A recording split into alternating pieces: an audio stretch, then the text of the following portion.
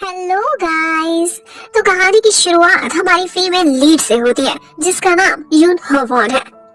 होवॉन वैसे तो बहुत पुअर सी गर्ल है, लेकिन पुअर होने के साथ साथ उस बेचारी की लाइफ बहुत ही मिजरेबल और पैथेटिक भी है।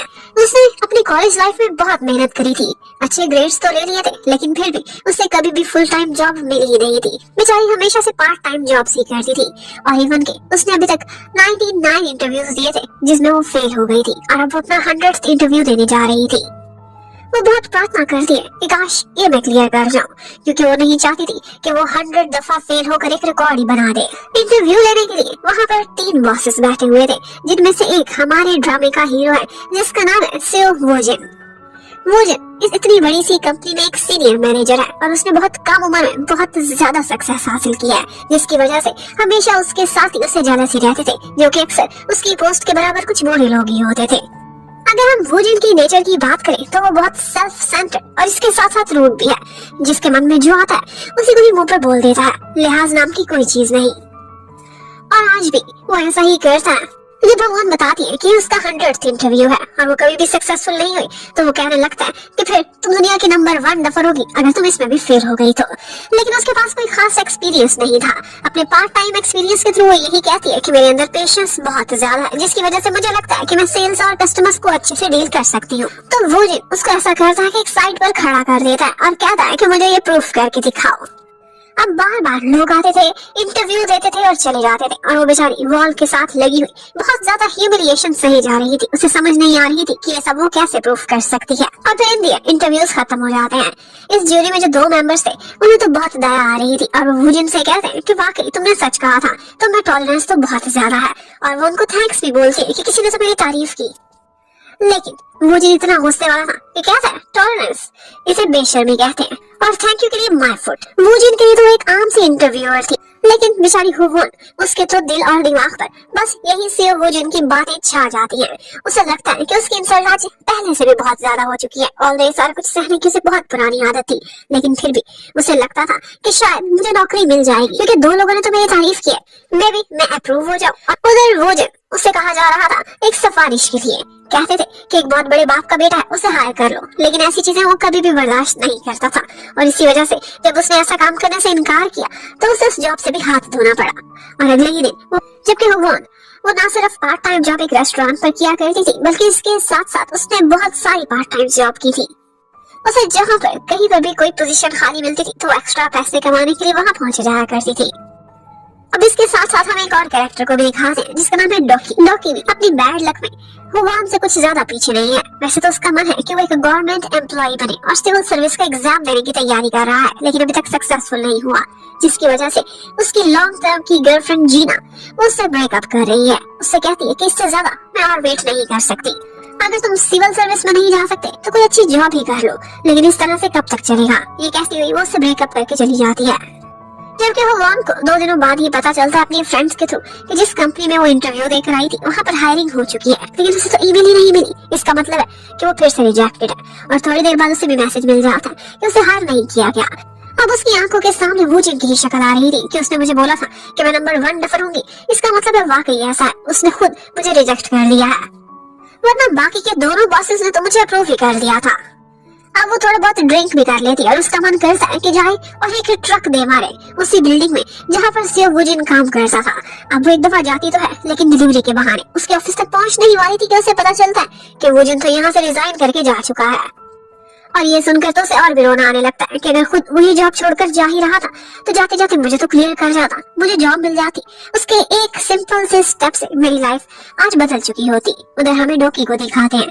वो बहुत ज्यादा स्ट्रेस में था क्योंकि जीना से बहुत प्यार करता था। वो ब्रेकअप के बाद बहुत ज्यादा ड्रिंक कर लेता है और उसकी वजह से नींद नहीं आ रही थी तो स्लीपिंग पिल ले लेता है, लेकिन एक नहीं बल्कि उसने पूरा पैक ही खा लिया था। होवॉन को दिखाते हैं, वो भी ड्रिंक कर चुकी थी, ब्रिज पर खड़ी होकर अपने मन की बातें ही कर रही थी। इतने में उसे एक कॉल आती है उसके एम्प्लॉयर की तरफ से, जो कि लेट आने पर उसे डांट रहा था। वो जवाब में आज उस पर चिल्लाने लगती है, कितने में उसका पैर फिसलता है और बस वो नीचे रिवर में गिर चुकी थी। तो थोड़ी देर बाद उस बेचारी को हॉस्पिटल पहुंचा दिया गया था। ER में जाने के बाद कुछ डॉक्टर्स उसकी जान बचाने की कोशिश करते हैं और इसी लम्हे उसे एक सपना भी आ रहा था। उसे वही समय याद आ रहा था जब उसके डैड की डेथ हो गई थी। उस टाइम पर वो स्कूल में थी, वो अपने डैड से बहुत अटैच थी और आज उसे उन्हीं की यादें आ रही थी। हुवॉन की जान तो बच जाती है, लेकिन थोड़ी देर बाद जब वो होश में आती है तो उसे कुछ डॉक्टर्स बातें करते हुए सुनाई देते हैं। इनमें से एक डॉक्टर सेओ ह्यून भी था, जो कि यही कह रहा था कि यहाँ पर जिसने आत्महत्या करने की कोशिश की है उसे इतनी कम उम्र में खतरनाक बीमारी है, शायद इसी बीमारी को लेकर उसने खुद को खत्म करने की कोशिश करी है। और वो यही कह रहे थे कि शायद उसका 6 महीने भी जिंदा रहना बहुत मुश्किल है। अब ये सुनते ही हुवॉन को लगता है कि वो मेरे बारे में बोल रहे हैं, लेकिन साथ ही साथ दूसरे बेड पर डोकी भी था और एक और पेशेंट भी। इन तीनों का एक जैसा जान लेने का केस था, लेकिन अब इनमें से बीमारी किसको है ये किसी को समझ नहीं आ रही थी। पर इतना जरूर था कि इन तीनों के पास बिल देने के पैसे नहीं थे। इतने में वहाँ पर एक इमरजेंसी आ जाती है। एक हाईवे पर एक्सीडेंट हुआ था जिसकी वजह से बहुत ज्यादा पेशेंट्स की बीमार लग गई थी और यहीं पर इस सबसे नजरें बचाते बचाते डोकी और हुवॉन वहाँ से भागने में कामयाब हो जाते हैं बिना बिल दिए। इन दी एंड जब वो बाहर पहुँचते हैं तो एक दूसरे को देखकर काफी हंसते भी हैं, क्योंकि इसी बीच उनकी दोस्ती हो गई थी, उनको अंदाजा भी नहीं था। लेकिन यहाँ पर वो तीसरा पेशेंट भी मौजूद था जिसका नाम कांगू था। वो तीनों ही अपनी अपनी दुख भरी कहानी एक दूसरे को सुनाते हैं और बताते हैं कि उनके साथ क्या बीती थी। और अब वो ये भी डरने लगता है कि हम में से वो कौन है जिसे इतनी टर्मिनल इलनेस है। उन्हें पता ही था कि उनकी लाइफ कितनी मिजरेबल है, लेकिन अब ये बीमारी भी गले चिमट जाएगी ये सोचकर वो और भी डर जाते हैं। अब वो दोनों वहाँ से जाकर ब्रिज किनारे खड़े हो जाते हैं और अपने अपने मन की हर दुख भरी कहानी वहाँ पर ऊंची ऊंची बोल रहे थे कि इतने में रेस्क्यूअर्स को कोई फोन कर देता है। वो लोग वहाँ पहुँच जाते हैं, इवन की कैमरा वाले भी, जो उन्हें पकड़ने की और रोकने की कोशिश कर रहे थे। और वो बेचारे कैमरे पर ना आने के लिए अपनी इज्जत बचाते हुए वहाँ से सर पर पाँव रखते हुए दौड़ लगा देते हैं। बेचारी हुवॉन की तो जूती भी वहीं छूट गई थी। जबकि डॉक्टर सेओ ह्यून को जैसे ही पता चलता है कि मेरे पेशेंट यहाँ से भाग गए थे, वही तीनों जो अपनी जान लेने की कोशिश कर रहे थे, तो उसे ये कहानी काफी इंटरेस्टिंग लगने लगती है। अब हुवॉन ने हार ना मानना सीखा था, तो आज के दिन वो फिर से एक जगह इंटरव्यू के लिए जाती है और ये बहुत बड़ी कंपनी थी और उसका नाम था हॉलाइन। यहाँ पर जाते ही उसे अपने सामने ही कांगू नजर आता है, जो कि उसी की तरह वहाँ पर इंटरव्यू देने के लिए आया हुआ था। कांगू उससे साइड पे खड़े होकर बातें करता है और उससे कहता है कि मैंने सुना है जिसने इंटरव्यू लेना है वो मैनेजर यहाँ पर नया है और एक्सट्रीमली रूड है। वो कुछ भी लिहाज नहीं करता, बहुत मुंह फट भी है और उसका नाम है मिस्टर सेओ वूजिन। और उसी टाइम पर वूजिन भी वहाँ से गुजरता है और वूजिन हुवॉन के लिए किसी नाइटमेयर से कम नहीं था। उसे देखते ही उसकी तो आंखें फटी की फटी रह जाती है कि मेरी किस्मत इतनी खराब होगी मैंने सोचा भी नहीं था। और फिर उसके बाद इंटरव्यू देने के लिए वो वूजिन के सामने ही बैठी हुई थी और यही प्रार्थना कर रही थी कि काश इसे मैं याद ही ना हूँ। लेकिन वूजिन को वो अच्छे से याद थी और वो उससे कहने लगी कि तुम वही सबसे बड़ी डफर हो जो कि 100 दफा फेल हो चुकी है। और यहाँ पर एक पॉइंट ऐसा आता है कि हुवॉन का सब्र जवाब दे जाता है। वो खड़ी होती है और गुस्से में चिल्लाकर वूजिन से कहने लगती है कि आखिर आप खुद को समझते क्या है? अगर मैंने पार्ट टाइम जॉब्स की है तो मेरी कोई मजबूरी होगी, किसी को कोई शौक नहीं होता। और अगर आप किसी बड़ी पोस्ट पर हैं तो क्या आपको किसी ने बोलने की तमीज नहीं सिखाई? और इसके साथ ही जब उसे होश आता है कि वो क्या बोल रही है तो बेचारी दुबक कर अपनी सीट पर वापस बैठ जाती है। आज उसका अपने आप पर ही वश नहीं रहा था। उसे बाहर जाकर पूरा विश्वास हो गया था कि वो अब 101 दफा फेल होने वाली है।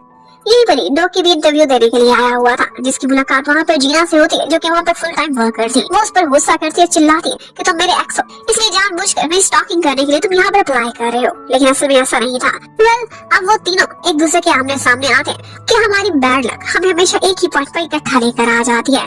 जब वो वहाँ से बाहर निकल रहे थे तो उसी टाइम पर सेओ ह्यून भी उस ऑफिस में जा रहा था। उन तीनों को इकट्ठे देख लेता है कि वही है जो बिल दिए बगैर वहाँ से भाग गए थे। इन तीनों को वूजिन पर बहुत गुस्सा था और इन्होंने सोचा था उससे बदला लेने का। तो ऐसा करते हैं कि सेओ वूजिन के नाम पर ऑफिस में बहुत सारा खाना ऑर्डर कर देते हैं और उसके बाद एक के बाद दूसरा और फिर तीसरा कोरियर आता है, इतना सारा बिल बनाकर और ढेर सारा खाना लेकर, जिसका बिल वूजिन को देना ही पड़ता है क्योंकि उसके ऑफिस वालों ने पहले ही वो सारा पार्सल खोल के खाना भी शुरू कर दिया था। अब वूजिन को गुस्सा तो काफी आता है, लेकिन उसे समझ नहीं आ रही थी कि ये सब कौन कर सकता है। अब शाम को हुवॉन अपने स्टोर पर पार्ट टाइम जॉब कर रही थी कि यहाँ पर एक चोर चोरी करने के लिए आता है। वो कुछ चीजें उठाकर भागता, इससे पहले ही हुवॉन उसे